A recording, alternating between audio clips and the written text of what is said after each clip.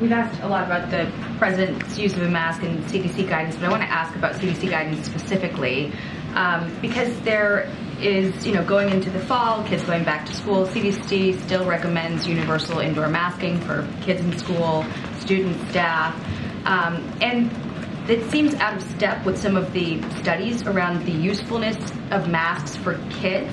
There was a piece in The Atlantic, and I'll just read you a quote from it. It says, "We reviewed a variety of studies, some conducted by the CDC itself, some cited by the CDC as evidence of masking effectiveness in a school setting to try to find evidence that would justify the CDC's no end in sight mask guidance for the very low risk pediatric population, particularly post-vaccination. We came up empty-handed." So especially with the president going to Congress to ask for more money for a new vaccine and more money for the CDC, should we keep funding these studies if the CDC is not making guidance that follows the results of those studies? Here's what I'll say.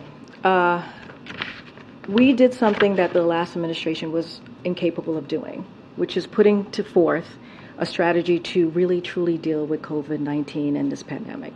They were incapable of doing that. We put forth a comprehensive plan, and we are now in a different place than we were 2 years ago, a year ago. We're in a much better place to fight COVID-19.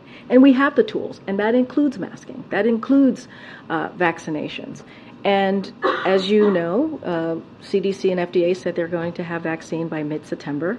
And we're going to make sure and continue to do what we have done the past couple of years is inform folks, let them know that these new vaccines are here, that they have to make sure to take their flu vaccine and also the RSV. All of these things are incredibly important because we know what works. We